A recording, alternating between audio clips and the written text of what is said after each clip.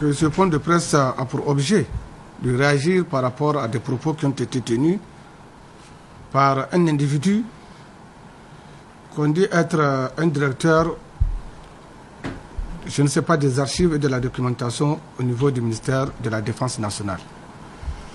Il ne s'agit pas pour nous de se rabaisser au niveau de ce soi-disant directeur, mais d'attirer l'attention des Nigériens sur la menace ou les menaces graves qui pèsent sur notre démocratie, surtout en ce qui concerne la banalisation des institutions de la République.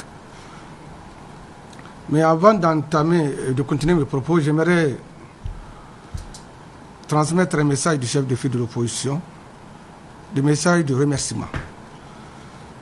Parce que lorsque ce point de presse de cet individu a passé sur les ondes, le chef de file de l'opposition a été appelé partout, aussi bien par des gens de l'opposition que des gens de la majorité ou des gens non affiliés ou de la société civile ou tout simplement des citoyens ordinaires et quelquefois juste à l'étranger pour lui apporter son soutien moral et leur indignation. Ils ont été surtout indignés la plupart que notre télé nationale, notre télé publique, pour laquelle nous payons tous des impôts, soit mise en contribution pour s'attaquer à un responsable d'une institution de la République. Le chef de file de l'opposition saisit cette occasion par ma voix pour remercier tous ceux qui lui ont apporté ce soutien moral. Ceci dit, chers amis, vous avez suivi, disais-je, sur les différents médias de la place, l'intervention de ce que j'appelle un individu qui, je le disais tantôt, on dit être un directeur du ministère de la Défense. Un des directeurs du ministère de la Défense, directeur des archives et de la documentation. Comme nous savons que beaucoup de Nigériens se sont posé la question de savoir véritablement cet individu qui il est, et il a parlé au nom de qui? Du gouvernement, de la mouvance, c'est-à-dire la MRN, du PNDES, du ministère de la Défense, ou tout simplement, il a parlé au nom de Karidjo, le ministre de la Défense Karidjo. En tout cas, à notre connaissance, le gouvernement a un porte-parole à la personne de Moro Amado, le ministre de la Justice, garde des Sceaux. Le PNDES a un porte-parole à la personne de Mohamed Moussa, mon grand frère Mohamed Moussa, que je respecte beaucoup. La MRN a des porte-paroles, notamment Dr Sita ou Yves. Le ministère de la Défense, à ma connaissance, a des porte-paroles. Alors, à la conclusion, cet individu qui a parlé n'est rien d'autre que le porte-parole du ministre Karidjo. Et là aussi, un peu de doute plane. Parce que je suis convaincu que malgré les moyens colossaux, cette accumulation primitive que Karidjo a fait pendant ces 4 ans de gestion à la tête de ce ministère, il ne peut pas s'autoriser à se donner un porte-parole. Parce que même sa convergence qu'il a créée, qui a été dessous selon certaines informations, dans cette convergence, il n'avait pas de porte-parole sur lui-même qui vient à la télé parler au nom de cette convergence. Alors, pourquoi cette fois-ci il s'est réfugié derrière un individu pour parler, pour s'attaquer au chef de file de l'opposition, sous le prétexte qu'il répond à une interview que ces aînés auraient accordée à une télé de la place. Cet individu qui a parlé, pour nous, n'est rien d'autre qu'un mercenaire. Un mercenaire qui vend ses services depuis 4 ans à Karidjo. Il s'est intéressé dans son point de presse aussi bien à l'interview du chef de file de l'opposition, mais aussi à ce qu'il a appelé le tome 2 du livre blanc qui a apparu le vendredi et dont vous savez déjà l'ADN a décliné la paternité. Tout ça rentre dans le cadre de la banalisation des institutions de la République, et cette banalisation va atteindre son summum avec la dernière sortie de cet individu qui dit être au niveau du ministère de la Défense que nous pouvons appeler le porte-parole privé de Karijo. Je sais que ni les gens de la majorité, ni la population nigérienne n'ont accepté la sortie de ce monsieur. Nous le comprenons parfaitement. Et ce n'est pas de lui que nous doutons. Nous doutons de celui qui l'a envoyé. Parce que celui qui l'a envoyé, le ministre Karijo, doit avoir un peu de pudeur. Nous, on n'a jamais voulu spéculer par rapport au ministère de la Défense. Donc par rapport à l'armée. Nous savons que c'est une institution extrêmement sensible. Mais le ministre Karijo doit savoir que nous savons. Il sait que nous savons. Il le sait très bien. Tout ce qui est en train de se passer dans ce ministère, Inch'Allah, lorsque nous allons sortir notre livre blanc, tome 2, comme il ne veut pas de pudeur, alors nous allons aller ensemble. Au niveau du chef de file de l'opposition, ce qui l'intéresse au niveau de la gestion sécurité, c'est deux choses. C'est d'abord mettre les militaires dans les conditions minimales d'existence.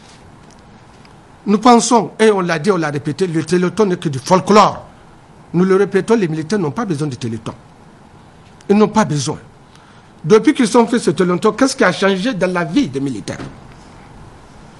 Deuxièmement, ce qui préoccupe les chefs de file de l'opposition, c'est fondamentalement les conditions de travail des militaires. Et ce n'est pas nous qui le disons. Ce sont les amis même du président qui ont dit au président, « Ah, monsieur le président, il y a un problème. Les hommes qui sont sur le terrain sont extrêmement courageux, mais il manque de matériel. Qu'est-ce qu'il faut faire ?» Quelle était la réponse qu'a donnée le président de la République? Il n'a rien dit. Et aujourd'hui, tout le monde est inquiet. Nous nous sommes rendus à l'évidence que tous les moyens qui ont été mis à la disposition des militaires, ces moyens-là ont été détournés. Nous en avons pour preuve une. L'argent de l'ARTP. Nous l'avons dénoncé. D'abord, cet argent, on dit l'avoir pris. 2 fois 10 milliards, ça fait 20 milliards. On dit l'avoir pris pour l'armée. Alors qu'en même temps, il y a eu un collectif budgétaire qui a été pris et où il y a eu des fonds qui ont été donnés à l'armée. Ce prêt contracté au niveau de l'ARTP est un prêt irrégulier parce qu'il n'a jamais été inscrit au budget. Nous l'avons dénoncé avec un taux d'intérêt de 4%. Le ministre des Finances est sorti, il a fait son bruit, son commentaire composé. Il sait qu'il n'a pas convaincu les Nigériens. Et aujourd'hui, nous avons la preuve qu'ils n'ont pas convaincu les Nigériens et c'est inquiétant. Parce que si vous contractez un prêt, il faut le rembourser. Ils ont dit qu'il faut rembourser ce prêt. Mais je vous informe que le 10 février 2015, le directeur général de la RTP a écrit au ministre des Finances, lettre numéro 016 RTP DG 15, pour demander le remboursement de l'avance trésorerie. En plus, par rapport à la situation sécuritaire, ce qui s'est passé à Karangam, je pense que c'est largement édifiant.